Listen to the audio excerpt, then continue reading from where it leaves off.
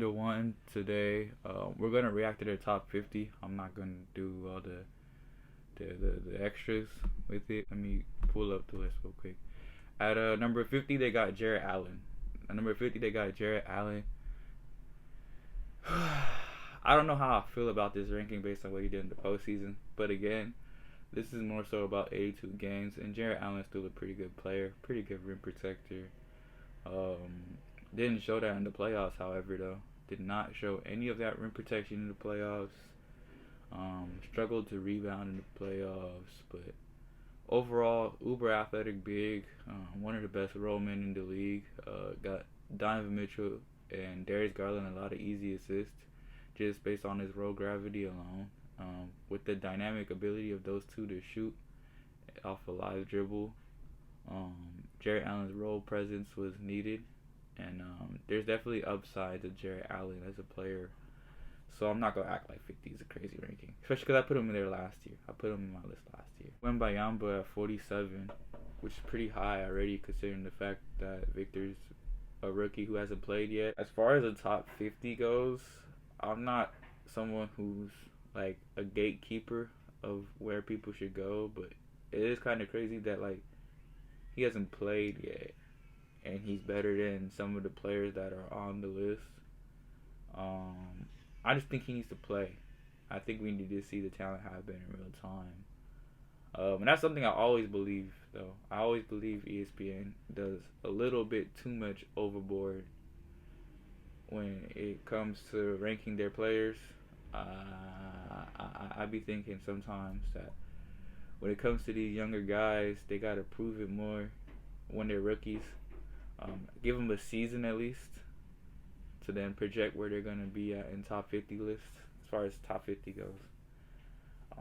But Victor Wembanyama is really talented, and he has such high upside that I can't really be mad at them believing that he's top 50. They put Chris Middleton at 46. I'm not too fond of the pick either due to his age and the injuries that he faced, but his talent screams top 50 in the association. So if he can get back to it, this is a pretty decent pick for a top 50 ranking. At number 45, they got Julius Randle, which is roughly fair. I'm hard on Julius Randle, but that's roughly a fair ranking for real. I'm not going to be somebody to, again, like I said, gatekeep a top 50.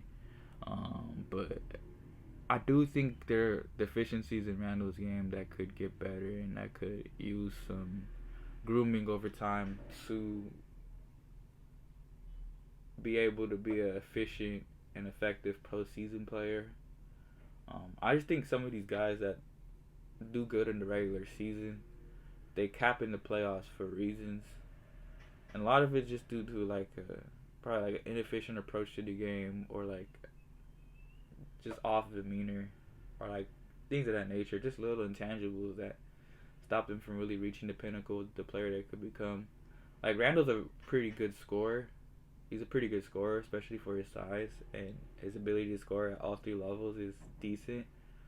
But he doesn't attack the basket enough for me, for example, settles for a lot of jumpers. And being as though that the jumpers that he settles for are tough jumpers at that, they're not a lot of catch and shoot looks. Because he's a pretty decent catch and shoot player. I don't have his catch and shoot numbers in front of me, but he's a pretty decent catch and shoot player. And he can do things with the pill in his hands, especially when it comes to playmaking.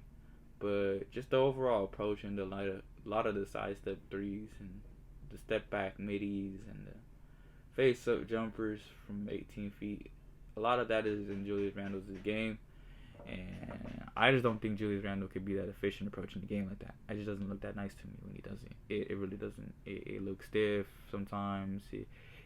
I don't know how to explain it. I wish I could explain it, but it would sound like I'm hating. And I don't know basketball. I don't know who.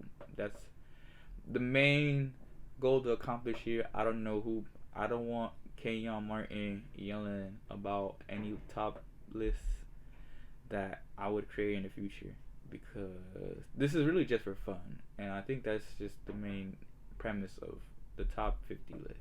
They're supposed to be fun. But no complaints really from me from ESPN until we get to number 35, and this one's probably like the biggest controversial ranking that is probably on ESPN, according to the comment consensus. Ja Morant being number 35 due to off-court allegations. And honestly speaking, since the fact that he's not going to play 30 games, and this is a projection rankings, someone who's always picking up knick-knack injuries and who's going to miss 20 games off rip, it's not very ideal to pick him to be your top 10 player.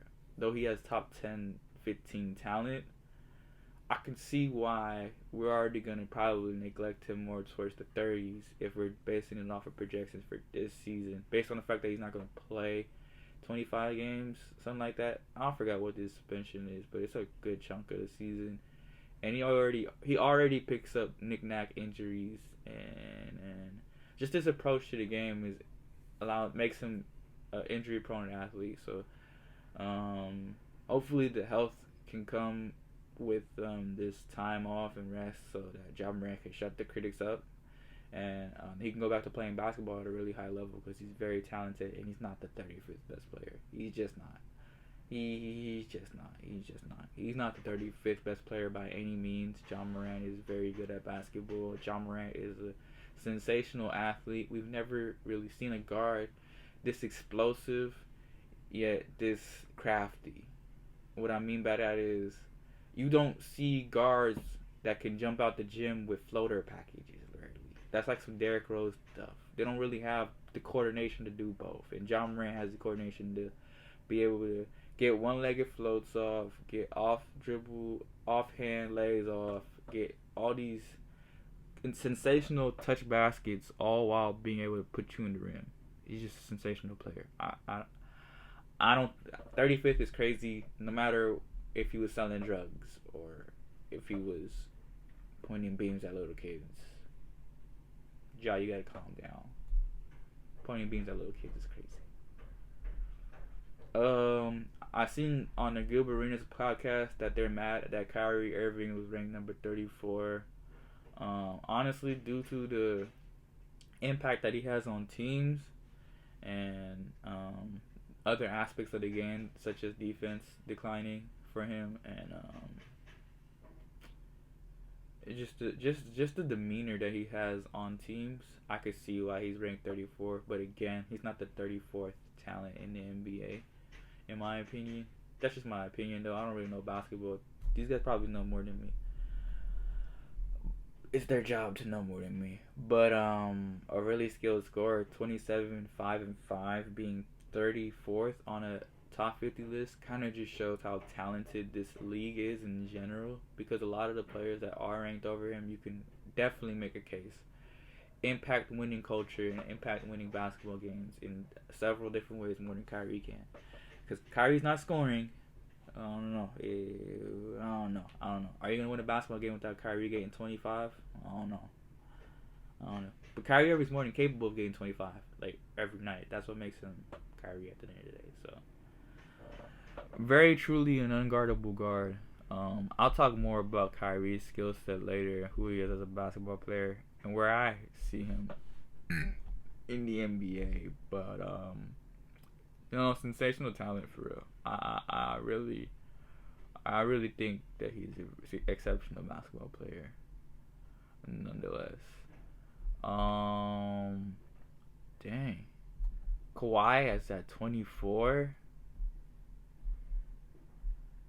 See, a lot of these have to just be due to the fact that they're not going to see the court, and availability just has to be like a key factor. Because again, Kawhi, the 24th best player, talent-wise, just makes no sense. He was literally a playoff run away from beating KD again in the playoffs yet again. Not to say that he's beaten KD in the playoffs by NG. I don't think he has, actually. Or if he did, he did once. So it's not like he's done it. But he could have did it in 2017? He could have did it 2017, and he could have did it 2019, and then he could have did it again last year. So if KD is that high on rankings, and KD does miss time with these knick-knack injuries as well in the latter half of his career, but I get it.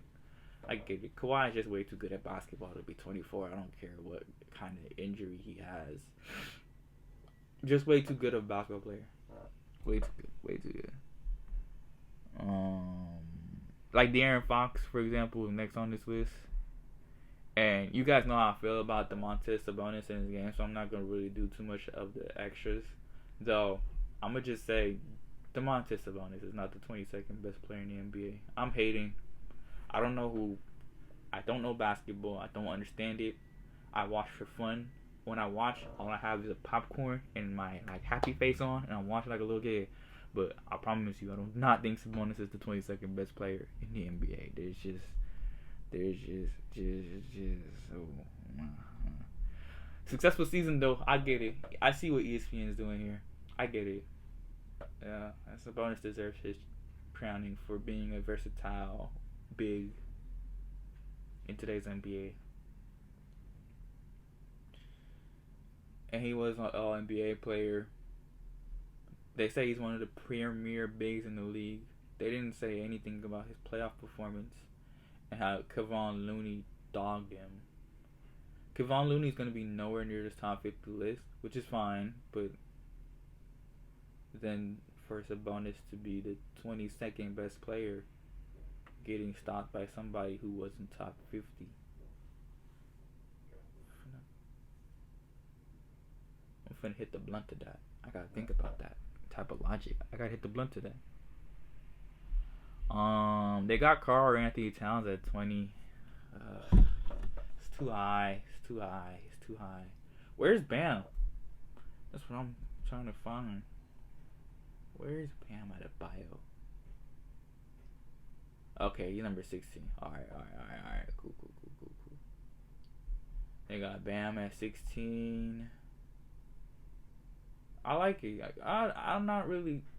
I like the rankings. I don't really hate these rankings so far. Ooh. This one is really interesting. Okay, so LeBron's 9, right? LeBron's at 9. AD's at 10. So they're neck and neck according to ESPN. And ahead of both of them is SGA. Shai Gilgeous is ahead of both LeBron James and Anthony Davis right now at number 8. Hey, I like it. I'm here for it. Hey, Shai top 10 is a little bit of a woo, but he had a crazy season though. Like we can't act like the kid didn't get 30 a night. He was getting 30 a night, and he was shooting mad efficient. And he got his team a chance to make the play-in. Truly a tough guard, crazy 3-level scorer. You guys already know how I feel about SGA, if you guys know. But with what SGA is capable of on the court, I'm really not mad at them going on to say that he's a top 10 basketball player. 6'6", impacts the game on both ends. Can distribute the basketball, can score at all 3 levels at a high efficient level. It's just a lot of reasons to like SGA in his game, and I personally like the ranking. I like the ranking at the top 10. I know that's a little bit controversial, but I like where he's placed. I like where SGA was placed. KD's number 7, Jason Tatum 6, Steph Curry's 5th. Okay. Luka's 4th. Then they got Embiid. Then they got Jokic. And then at number 1, they got Giannis. So Giannis is still the best player in the NBA according to ESPN.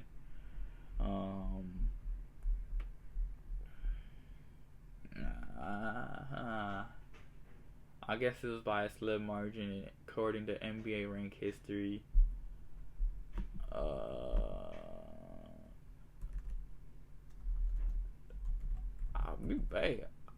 I mean, I'm here for it. I like ESPN's energy.